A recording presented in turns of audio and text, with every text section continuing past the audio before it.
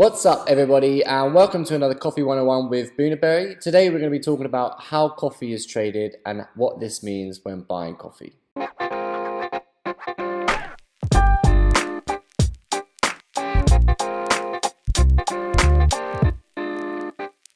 So there's a few basics to know about coffee trading.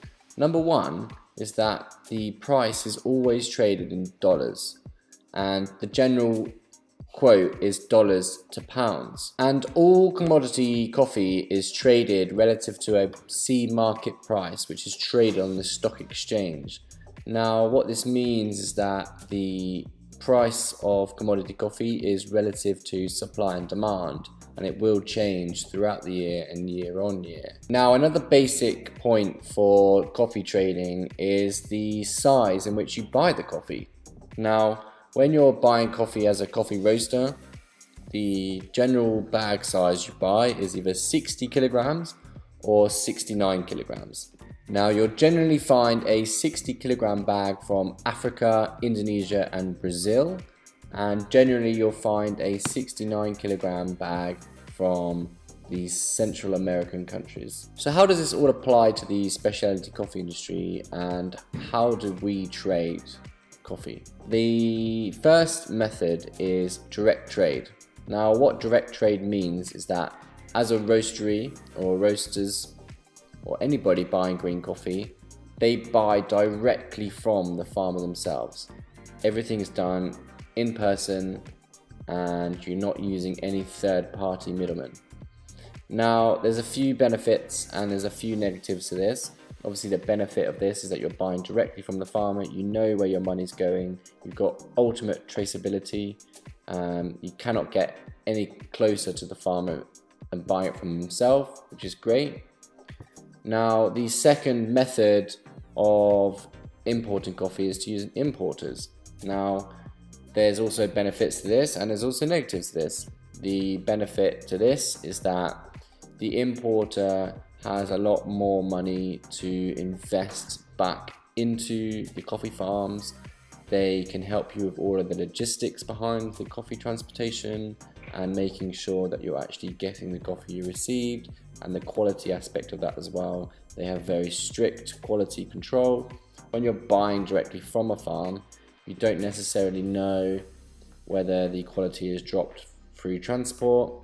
You have to buy the coffee in advance before you get it into the UK, whereas with an importer you can buy coffee on spot, or you can be assured that the quality hasn't dropped when it's been transported over to the country that you're roasting it in.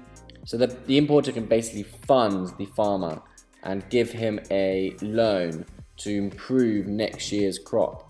And it basically incentivizes the farmer to invest in technology which brings better quality coffee over to us, which we can then sell and roast to our customers. Now obviously traceability is a huge factor when buying coffee, and what you'll find is generally the commodity coffee has no traceability because it's bought in a big auction lot and it's got mixed with all of these different coffees and different origins, and they'll just chuck it in a blend, and that's okay, but you're missing that connection with the farmer, the fact that you can literally trace it back to that one farm, and that in itself kind of plays into the fact that the farmer will get more money from that because they will get more recognition. So how does this apply to how you buy your coffee at home and on a day-to-day basis? Now the trick is to find out whether your roaster is using these methods that we've talked about.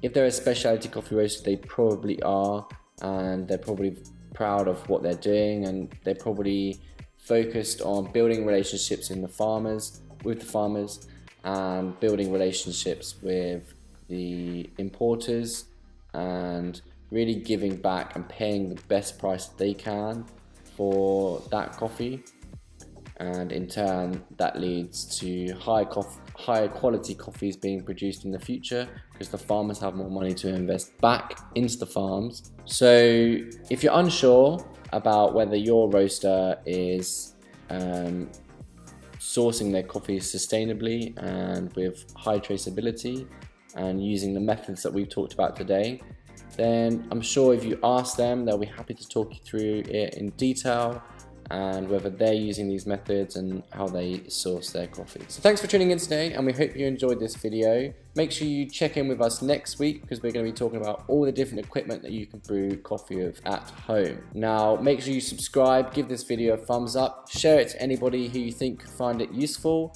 and we'll catch you next week for more fun with Coffee 101 with Bunnaberry. Peace.